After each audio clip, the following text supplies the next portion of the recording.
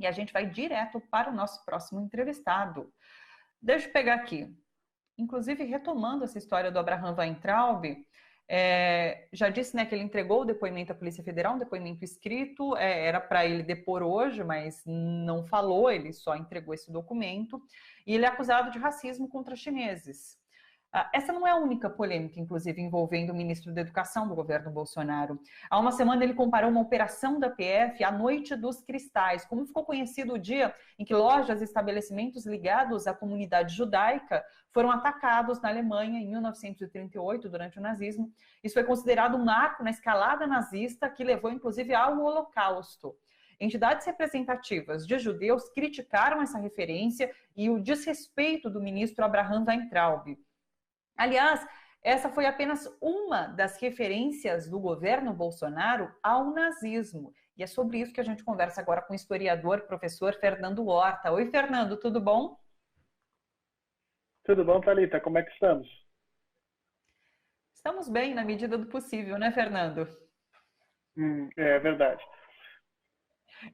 Eu queria que você nos ajudasse a entender, então, qual é esse paralelo que se faz em relação ao governo Bolsonaro e o nazismo? Porque são várias as referências, de fato, né, professor? O governo Bolsonaro vem utilizando já há algum tempo essa referência do nazismo, né? E isso é bastante complexo, bastante complicado, porque, em grande medida, o que nós vemos é uma apropriação indevida dele de uma história que ficaria melhor se ficasse na nossa memória do século XX apenas. O problema é que eles estão tentando retomar não apenas os símbolos e esse processo todo de terrorização da população, mas eles estão tentando atacar os processos democráticos, o Estado democrático de direito, as liberdades individuais, e quando eles fazem isso, eles repetem em grande medida exatamente os passos que foram tomados, as coisas que foram feitas com relação ao nazismo naquela oportunidade. Essa referência, inclusive, à Noite dos Cristais é tremendamente infeliz. A Noite dos Cristais deixou quase 700 pessoas mortas, a imensa maioria delas agredidas, espancadas dentro das suas casas.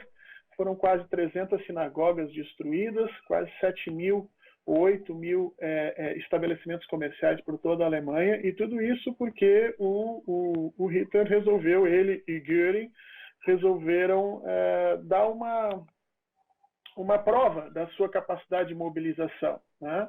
E o grande motivo disso, né, seria retirar parte da riqueza, ou quase toda a riqueza da comunidade judaica, para já financiar os esforços de guerra que a gente vai ter a partir de 1939. É muito triste que nós estejamos vendo tudo isso crescendo no Brasil da forma como está, e as nossas instituições, as nossas autoridades caladas. E, na realidade, essa questão das nossas autoridades caladas também remete a exatamente o mesmo processo desencadeado no nazismo naquela época. Então, para a gente que é historiador, que lida com isso, que conhece esse processo da memória, é muito doloroso sentir e ver essas coisas todas acontecendo novamente, inclusive com as mesmas referências simbólicas. Não há nem a vergonha de se tentar esconder mais isso, né? Semana passada nós tivemos a polêmica do leite, né? De se tomar leite abertamente na televisão, sempre trazendo essas referências ao processo de criação e gestação dessa ideia de supremacia racial, que pode ser transmigrada, né, usando a fala anterior que vocês estavam colocando, numa sociedade em que já tem essa questão escravocrata muito estabelecida, isso ainda é um crime mais abominável. Professor, há quem comente que, inclusive, na Alemanha nazista, existia um índice baixo de aprovação daquele regime.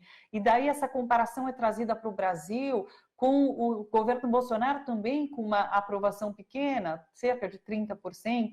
No entanto, Bolsonaro, mesmo assim, poderia... Então, a gente tem que tomar um pouco de cuidado com isso, porque os instrumentos que nós temos hoje para ouvir a população, para compreender essas coisas, são muito maiores do que tinha lá. De fato, o que nós temos na Alemanha é que o partido nazista vai crescer, especificamente a partir da crise de 29, uma crise econômica, mas a verdade é que Hitler nunca se submeteu a uma eleição nacional. Tem muita gente que diz isso, e diz isso até de forma equivocada, né? Ah, Hitler foi eleito. Não, ele foi eleito para ser um deputado, com base regional. Ele nunca se submeteu a uma eleição em caráter nacional, e alguns historiadores dizem que se isso viesse a ser feito sob uma batuta de instituições democráticas mesmo, o nazismo não teria sido alçado tão facilmente ao poder. O problema é que há, na constituição desse poder nazista na Alemanha, um jogo muito forte no processo de institucionalização deles no poder. Eles vão ameaçando grande parte da população, eles vão ameaçando as estruturas democráticas, um pouco de cada vez. A gente vai vendo isso exatamente da mesma forma como o Bolsonaro vem colocando isso no Brasil, né? O general Mourão já falou várias vezes isso, chamado método das aproximações sucessivas, que é uma coisa que eles ensinam na academia militar. E o Bolsonaro vem fazendo isso com as instituições brasileiras há muito tempo. Nós vivemos no Brasil em constante processo de terror. Nós não sabemos qual vai ser a próxima perversidade do governo, qual vai ser a próxima mentira, qual vai ser o próximo desdito, né? Dizer uma coisa e depois voltar atrás, qual vai ser o próximo corte na saúde das pessoas, o que vai ser feito, o que não vai ser feito, qual vai ser a próxima palhaçada que vai ser feita na frente do Palácio do Planalto, na frente das instituições, quem é que ele vai atacar. E esse processo vai, aos poucos, deixando as instituições cada vez com um menor espaço para o jogo democrático. Então, eu vejo o Rodrigo Maia, eu vejo o próprio Alcolumbre, o STF pela primeira vez na vida está fazendo agora lives, o ministro Gilmar Mendes está fazendo lives para tentar explicar o espaço do STF. Isso significa que nós já perdemos a guerra. Nós já perdemos a guerra simbólica, nós já estamos acuados, já não há mais um espaço de negociação, já não há mais como conter Bolsonaro a partir do processo institucional.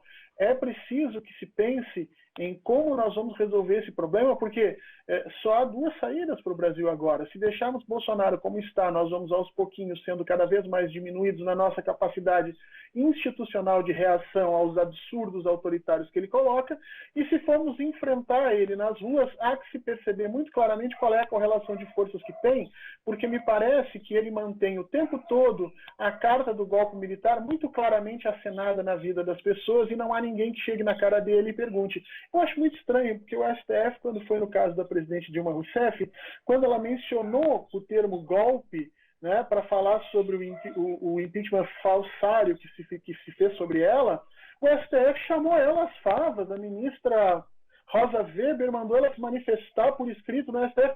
O Bolsonaro faz o que quer, e se quer um ministro, faz com que ele venha ao STF se manifestar. Porque isso, ainda que ele diga claramente, não, falei em golpe mesmo, eu estou ameaçando mesmo, é uma posição de força. Você está chamando um poder à responsabilidade. Nós estamos no Brasil à deriva, as instituições estão amedrontadas, vivemos um processo de terrorismo, e isso tudo já aconteceu na Alemanha nazista. Inclusive da mesma forma, isso é que eu quero chamar a atenção, da mesma forma, com as mesmas estruturas, do mesmo jeito agressivo, panfletário, propagandista, utilizando-se dinheiro e instituições públicas que outrora deveriam defender a democracia, defender o processo de participação para romper com ele, com o apoio evidente das polícias, da área da contenção social, tanto das polícias quanto do exército. Quer dizer, há muitos processos semelhantes, e isso torna a nossa vida e o nosso futuro bastante incerto com relação a isso. Agora, no final de semana, nós vamos ter, né, houve um chamado da esquerda aí para protestos. Aí já surge a contra-informação, que pode ser muito bem plantada pelo Bolsonaro, de que vai haver resistência e violência contra essas manifestações.